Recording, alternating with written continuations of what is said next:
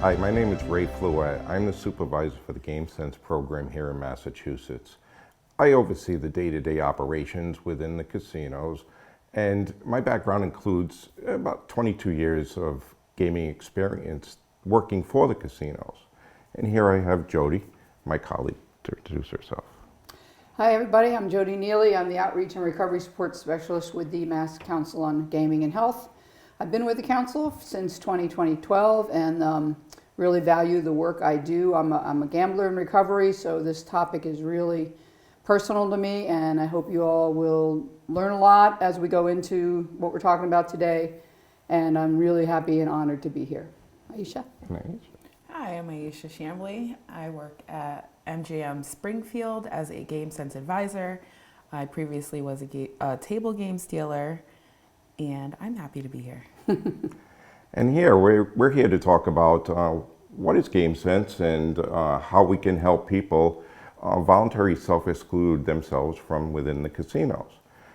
And Gamesense is the biggest question that we get inside the casino. People don't really know about it, don't know what it is. And so that's the biggest question we get is, what is Gamesense? So Gamesense is an internationally acclaimed program to help keep gambling safe, healthy, and within the casino setting. It's funded by the Massachusetts Gaming Commission and run by the Mass Council on Gaming and Health. We know that most people can gamble healthy, but there are some people that do develop a problem with their gambling, and Jody's here to explain a little bit more about that. Yeah, thanks, Ray. So two things first, the definition of gambling itself, because a lot of people don't understand exactly what gambling is it's risking something of value when you're not sure you're going to win. So when the outcome is uncertain. So that's gambling. And then problematic gambling, Ray, is when someone finds themselves in a situation where they're gambling, which used to be fun and entertaining, is starting to cause negative consequences. There's a lot of clinical definitions out there, but basically if the gambling is causing negative consequences for themselves or for their loved ones, then that's something to be addressed. And there are a lot of warning signs out there for that. Someone who's gambling more than they intended. They're chasing their losses. They're lying about how much gambling they're doing. They're being criticized by others. They're hiding it. They're betting more and more and more. They're getting into financial trouble, and then they're jeopardizing the significant relationships in their lives. And all these warning signs and stuff you'll hear about on our website. But there are a lot of warning signs, and if people know the warning signs, then they might be able to help somebody rein it in a little bit and go more in a responsible manner than if they didn't know them. So. And here in the casinos, we offer what we call a voluntary self-exclusion program, and Aisha's here to talk about that. Thanks, Ray.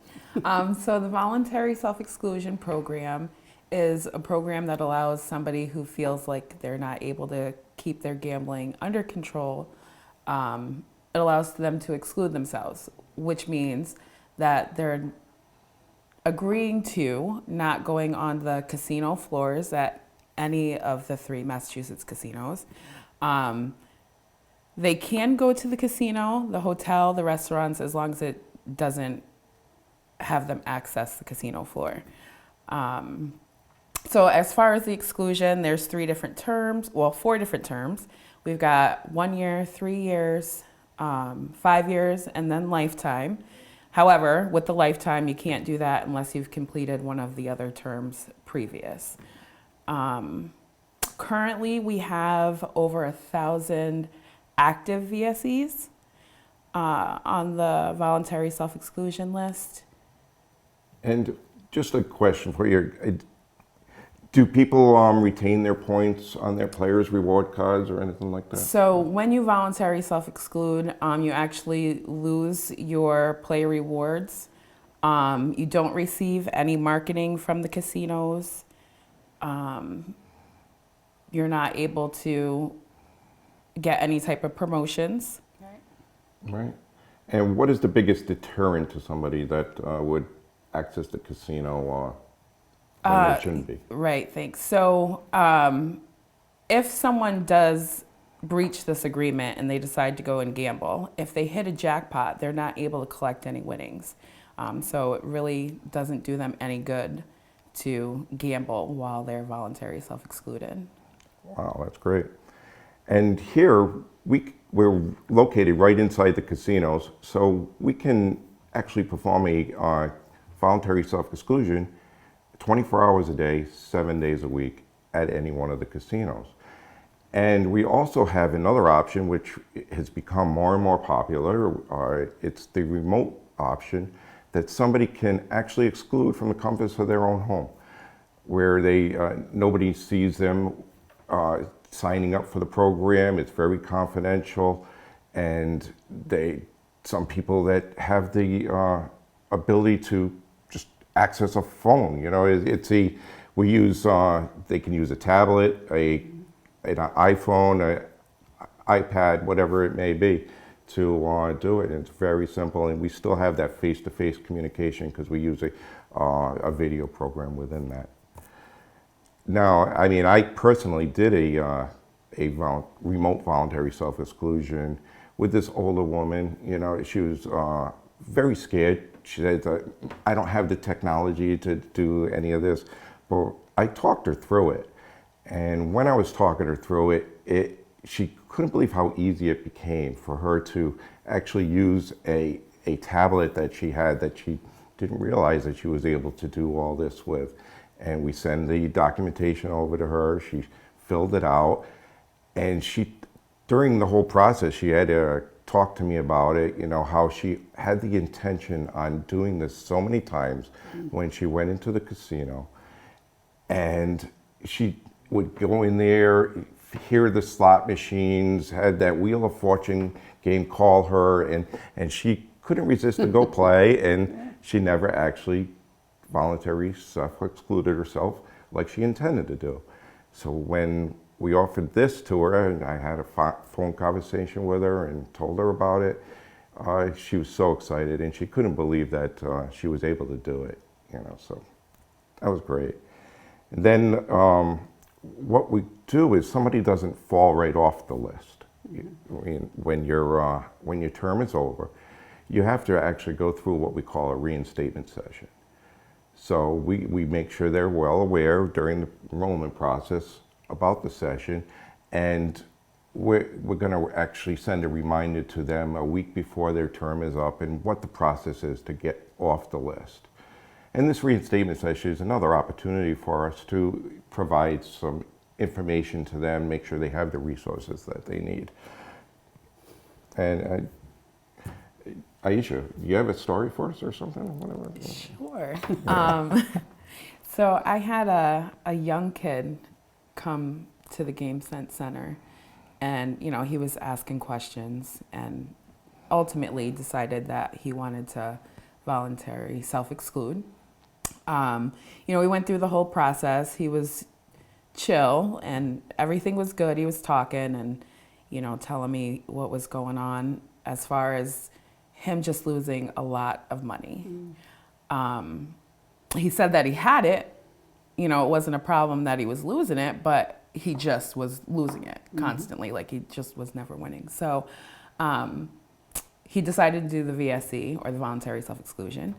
And at the end, you know, he was grateful that it was an easy process. He thanked me for being nice. You know, that's just me. Yeah. And you know, it was a good experience for him and me, of course. It's nice to help people.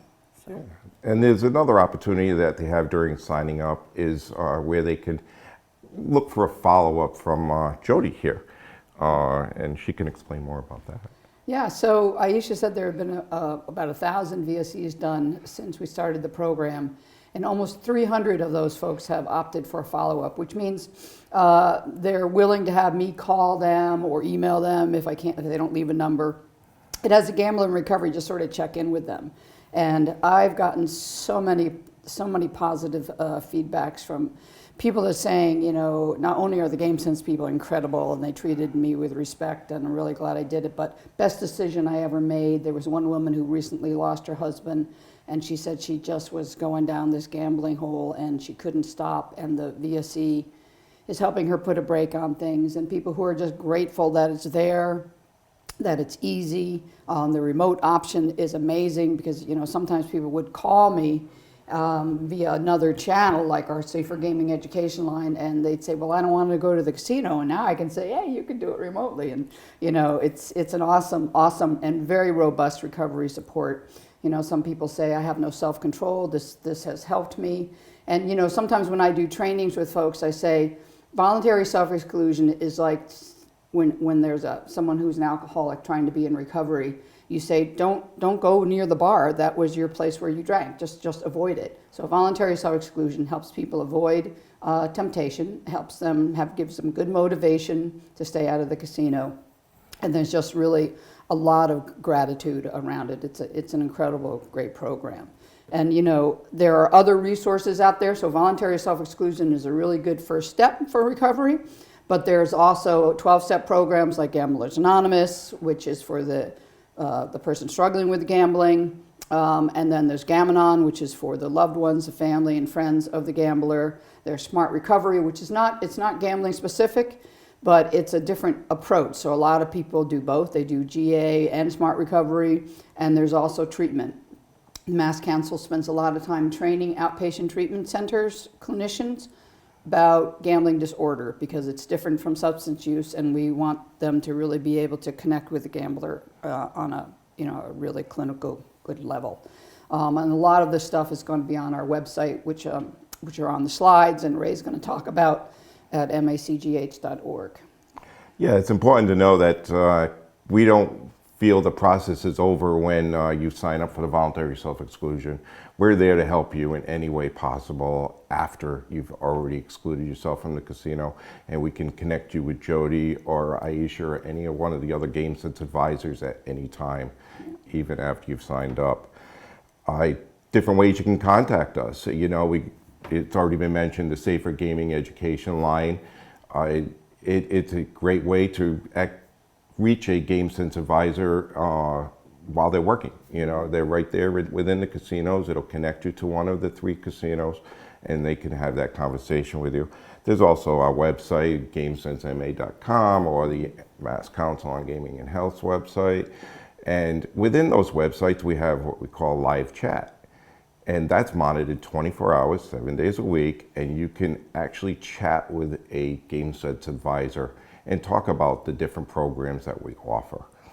And then, of course, there is the Problem Gambling Helpline, that 800-327-5050, and they could talk to you about those GA meetings or anything else that Jody had already mentioned, or you can get connected to us through them. Thank you. Thank you very much for your effort. Thanks, everybody. Thanks. Bye.